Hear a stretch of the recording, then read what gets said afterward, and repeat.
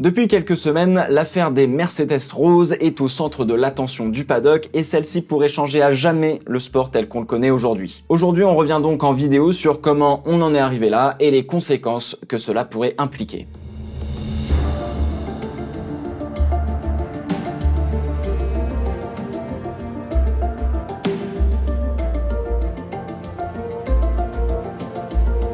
Racing Point a surpris tout le monde en sortant du garage à Barcelone pendant les essais hivernaux en février dernier.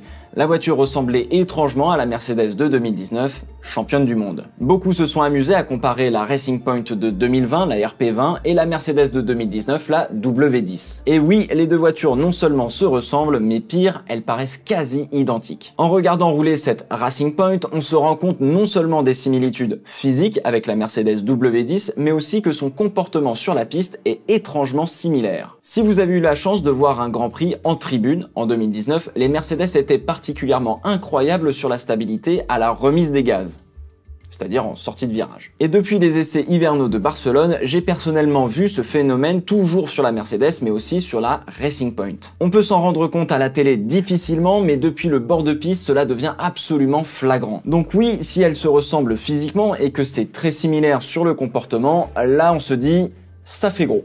Il y a anguille sous roche. Mais copier en Formule 1, c'est légal, c'est même tout à fait normal, tout le monde copie tout le monde depuis la nuit des temps. Plein de photographes sont engagés par les écuries elles-mêmes pour prendre en photo tous les détails aéros des concurrents, voire plus si possible. Mais les photos ne suffisent probablement pas. À moins de reproduire au micromètre près une voiture, un concept aérodynamique peut ne pas fonctionner si vous ne le comprenez pas. Mais là, en l'occurrence, la voiture, elle fonctionne très bien. En revanche, voler des plans, ça c'est interdit, et McLaren en avait fait les frais fin 2007 puisqu'il était question d'une grande affaire d'espionnage et de trahison, enfin bon bref, c'est un autre épisode. Et donc la question que tout le monde se pose, c'est comment ?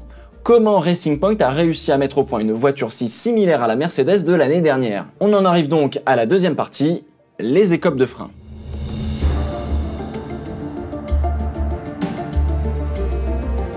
Vous ne pouvez pas vous pointer à la FIA, place de la Concorde, et gueuler « La RP20 est illégale, ouvrez une enquête ». Il est possible de protester une violation de règlement dans le cadre d'une épreuve du championnat du monde de Formule 1, à savoir un Grand Prix. Et pour le faire, faut aussi avoir des arguments solides qui pointent les possibles infractions. Donc le théma « La RP20 elle ressemble comme deux gouttes d'eau à la Mercedes », c'est pas sérieux. Le plus intelligent de la part de Renault, qui a protesté contre Racing Point à chaque Grand Prix depuis le début de saison, c'est qu'ils ont visé une pièce qui, 1. Est difficilement copiable avec seulement des photos, 2. N'est plus achetable à une autre écurie depuis le 1er janvier 2020. Et cette pièce, ce sont les écopes de frein. Les écopes de frein sont des canaux sur le côté des roues qui permettent de faire rentrer de l'air directement sur les freins de la voiture pour les refroidir. Et quand sur un très gros freinage, ça monte à plus de 900 degrés, tu comprends qu'on préfère que ça refroidisse un petit peu quand même. Copier l'extérieur est faisable, suffit de prendre une photo. L'intérieur, en revanche, c'est caché. Il faut donc des plans a priori. Mais au-delà de ça, depuis le 1er janvier 2020, les écuries n'ont plus le droit d'acheter les écopes de frein à d'autres concurrents. C'est ce que l'on appelle les pièces listées. Les pièces listées sont des pièces que les équipes de F1 doivent concevoir elles-mêmes. Parmi cette liste, on retrouve par exemple la carrosserie en règle générale, la cellule de survie ou encore les écopes de frein. Et pourtant, on retrouve les mêmes écopes de frein de la Mercedes W10 de 2019 à l'arrière de la RP20 de 2020. À l'avant, en revanche, ce sont celles de la W10 qui sont passées sur la RP19 avant de se retrouver sur la RP20 de cette année. Racing Point a effectivement acheté les plans de ces pièces l'année dernière quand c'était encore possible. Les écopes de frein à l'avant ne posent donc a priori pas un véritable problème puisqu'il y a une sorte de lien de parenté entre la Racing Point de 2019 et la Racing Point de 2020. En revanche, ce n'est pas le cas des écopes de frein à l'arrière. Comprenez bien que l'on parle absolument pas de la voiture dans son ensemble, mais de 2 pièces seulement. Et ça, beaucoup ont tendance à l'oublier.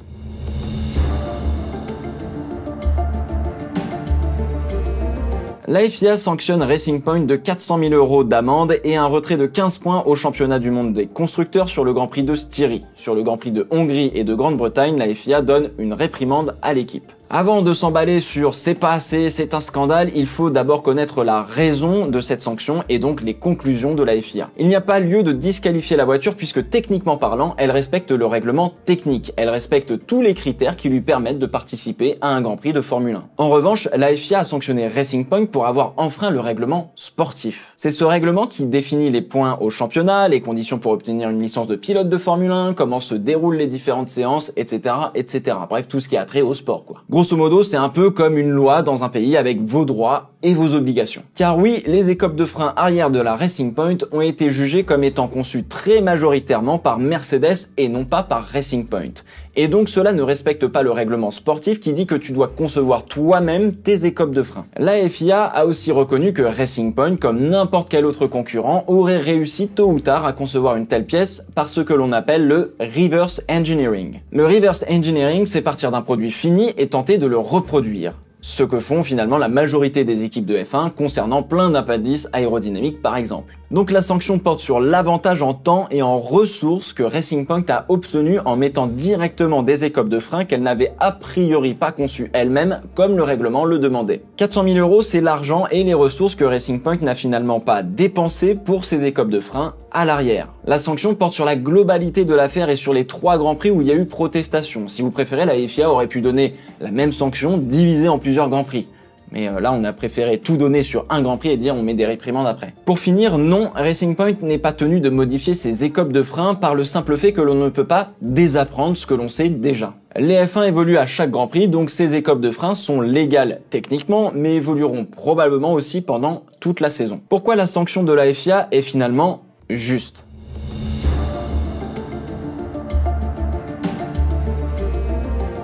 Oh oui, ça va vous énerver dans les commentaires, je sais. Encore une fois, on juge l'avantage en argent et en ressources que Racing Point a gagné en prenant des écopes de frein à une autre équipe, ce qui d'ailleurs était légal au moment où ils l'ont fait. On ne juge pas la voiture entière, on ne juge pas la légalité de la voiture, on juge la manière de concevoir une pièce. Une pièce qui plus est ne vous fait certainement pas gagner une seconde au tour. Cela sert donc à rien de s'enflammer dans tous les sens et de crier au scandale sur ce cas précis. En revanche, cela implique un certain nombre de conséquences pas vraiment jolies.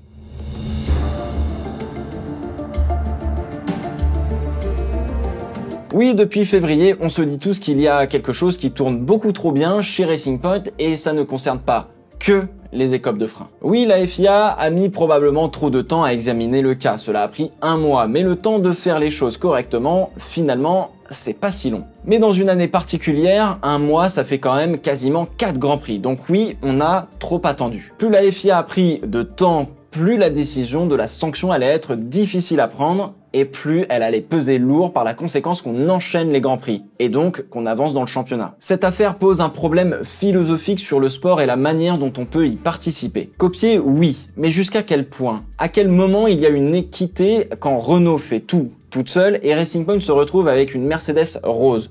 Sauf que Racing Point a pour l'instant respecté le règlement, elle a tiré avantage d'une zone grise. Mais à ce moment-là, est-ce que l'on veut une F1 où chacun doit faire sa propre voiture ou une F1 où l'on peut être compétitif en achetant la voiture championne de l'année passée? Et aujourd'hui, cette affaire des écopes de frein vient mettre un dernier gros uppercut dans la confiance des équipes envers la FIA et ça, c'est un très gros problème. Les réclamations envers d'autres écuries ont commencé à être récurrentes depuis 2018 environ. Avant cela, il y avait une sorte de consensus, de respect des équipes les unes envers les autres, mais aussi envers la FIA qui faisait figure de grosse autorité politiquement. Seulement, si on peut déclasser 2 voitures concurrentes en faisant une petite lettre parce qu'on a un doute, bah c'est bingo quoi. Et c'est devenu un sport dans le sport au fur et à mesure. Les règlements sont d'une ambiguïté incroyable où n'importe quelle interprétation peut être autant fausse que juste. À ce moment-là, tout le monde a raison et tort en même temps. Racing Point a tiré avantage d'un vide réglementaire comme d'autres l'ont fait avant eux. Brown GP a remporté le titre en 2009 en exploitant une zone grise du règlement et a été avantagé par son double diffuseur. Et comme le dit si bien Lawrence Stroll, si Racing Point avait été 6e ou 7e du championnat actuellement, est-ce que les équipes auraient porté réclamation? Probablement pas. Mais là où c'est la cata pour la FIA, c'est qu'on n'a toujours aucune nouvelle de cet accord secret entre Ferrari et la FIA, et cela a créé une énorme cassure dans la confiance des équipes envers la FIA. Et maintenant il y a cette affaire, car oui, Renault, Ferrari et Racing Point font appel de la décision de la FIA, pas pour les mêmes raisons évidemment, mais parce que dans un cas comme dans l'autre, la décision ne va à personne. Williams et McLaren se sont retirés de la liste de ceux qui voulaient justement faire appel. Ne soyons pas candides, les deux seront motorisés par Mercedes l'année prochaine qui motorise aussi Racing Point. L'affaire est loin d'être terminée car tout le monde va aller en cour d'appel international, ça va durer encore quelques semaines voire mois et certains vont passer plus de temps au tribunal qu'au circuit. Eh oui, depuis que Liberty Media est arrivé, il y a eu de très bonnes choses, clairement. Mais ils ne savaient pas que le job c'était de garder la paix entre les écuries elles-mêmes et avec la FIA. Car oui, du temps de Bernie Ecclestone, on aurait trouvé un arrangement qui aurait convenu à tout le monde. Et c'était le boulot principal du grand argentier de la Formule 1 sur qui beaucoup ont craché et pourtant, c'est celui qui garantissait qu'on parlerait plus du sport que de politique. Peut-être qu'il serait temps que Toto Wolff le remplace. En plus, c'est celui qui a été désigné, alors par qui je sais pas, médiateur pour tenter de faire en sorte que cette affaire se passe bien entre tout le monde. Nous sommes aujourd'hui, sans le savoir, à un tournant historique pour la Formule 1, car il y aura un avant et un après, et il va falloir prendre la bonne décision pour que ce sport ressemble encore à une formidable compétition de course et de technologie.